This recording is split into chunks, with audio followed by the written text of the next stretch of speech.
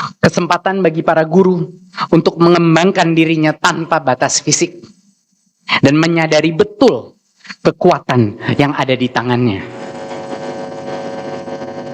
Saya sedih sekali mendengar fitnah kawan. Masa lalu sedang menyerang masa depan. Inilah konflik yang sedang terjadi di seluruh negara kita. Masa lalu sedang bertengkar dengan masa depan. Kelompok yang ingin perubahan bentrok dengan kelompok yang ingin menjaga status quo. Saya yakin bukan hanya saya yang merasakan gesekan ini.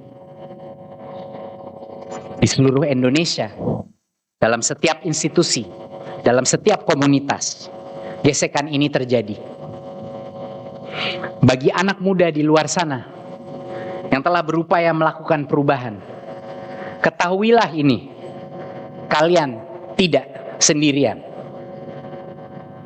Dan walaupun jalan hidup kalian sering terasa penuh dengan tantangan, sadarilah bahwa perasaan itu dialami oleh setiap penggerak perubahan di sejarah negara kita.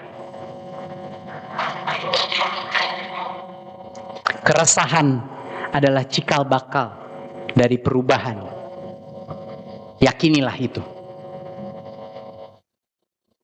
Yang mulia, seluruh hidup saya frustrasi dengan persepsi bahwa negara kita terus diremehkan di luar negeri. 16 tahun saya hidup di luar negeri. Jarang sekali orang mengenal Indonesia. Saya kembali ke tanah air untuk berkarya. Karena saya percaya pada potensi bangsa kita. Dan saya ingin kita dihormati dunia. Saya mendirikan Gojek bukan untuk menciptakan unicorn, tetapi karena saya melihat potensi para ojek yang selalu diremehkan orang lain. Saat itu, banyak orang melihat ojek sebagai sumber permasalahan di jalanan. Tetapi saya melihat ojek sebagai sumber daya manusia terpenting untuk ekonomi kita. Di awal perjalanan Gojek, saya pun ditertawakan. Sudah jauh-jauh sekolah di Harvard, malah buat bisnis ojek. Bertahun-tahun tidak ada yang mau investasi, tidak ada yang percaya potensi ojek.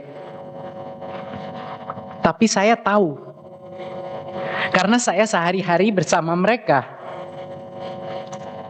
bahwa para ojek itu punya potensi yang sangat besar. Mereka bisa profesional, mereka bisa dipercaya, mereka bisa melakukan berbagai hal yang kompleks. Saya tidak melihat ojek sebagai driver, saya melihat ojek sebagai manusia yang kalau diberikan kesempatan, kalau diberikan dukungan teknologi, bisa menjadi pilar ekonomi bangsa. Dan ternyata benar. Jutaan UMKM dan puluhan juta masyarakat di seluruh Indonesia sekarang bergantung para ojol. Melihat ojol dimanusiakan, melihat mereka dihormati, bahkan disapa oleh pemimpin bangsa. Ini adalah kebahagiaan terbesar saya.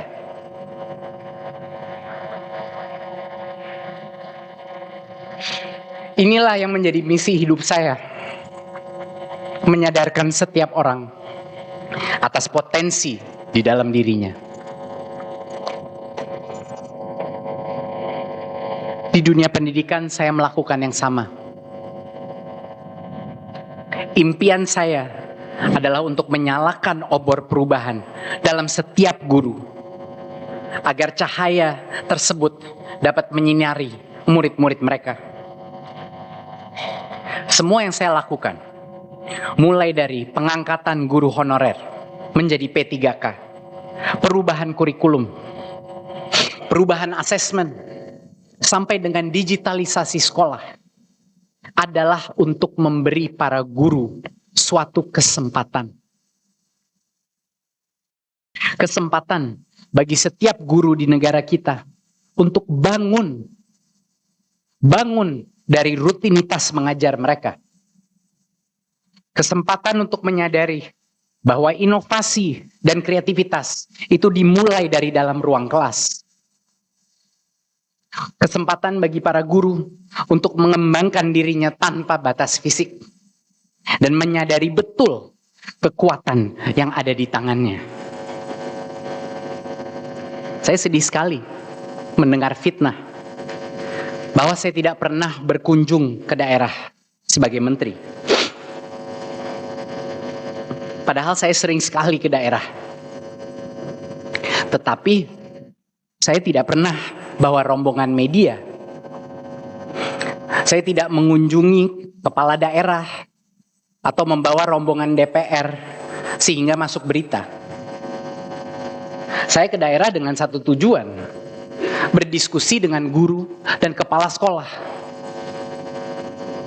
Kita duduk bersama di berbagai pelosok di Indonesia, membahas tantangan yang mereka hadapi, menanyakan kebutuhan mereka, dan mencatat kritik-kritik mereka. Saya Mendikbud pertama yang menginap di rumah guru di kampung-kampung, bahkan menginap di perpustakaan di tengah hutan hanya untuk melihat sekolah rimba dengan mata saya langsung. Dari interaksi ini, saya melihat potensi yang luar biasa dari guru-guru kita yang jarang dilihat banyak pemimpin. Saya menyadari kalau mereka diberikan sedikit saja kemerdekaan, kalau mereka diberikan sedikit saja sarana pembelajaran, kalau mereka diberikan sedikit saja kesejahteraan, mereka bisa menggerakkan satu negara dari dalam ruang kelas mereka.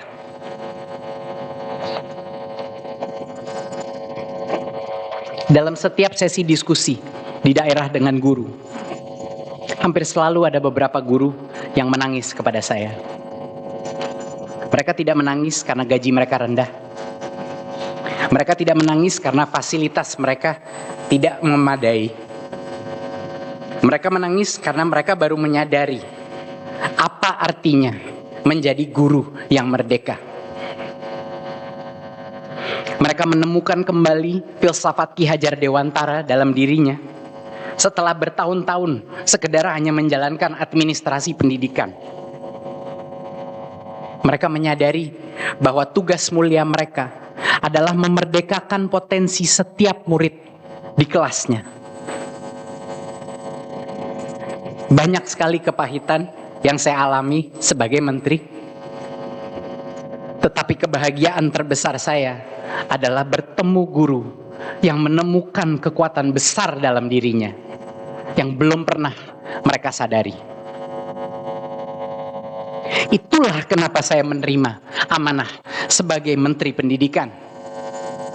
Itulah kenapa saya melakukan digitalisasi pendidikan. Bukan untuk menambah kekayaan saya, bukan demi ambisi politik. Saya mengabdi murni untuk menjaga masa depan negara yang saya cintai. Banyak yang berkomentar sejak kasus ini dimulai. Salah Nadiem cuman satu, kok mau menjadi menteri padahal sudah nyaman di Gojek. Saya mau menanggapi komen ini dengan pertanyaan sederhana. Kalau semua orang berprestasi, menolak amanah untuk mengabdi karena sudah nyaman, apa jadinya masa depan negara kita? Justru karena saya sudah dianugerahi Allah dengan kemampanan finansial, rasa tanggung jawab saya kepada negara menjadi lebih besar.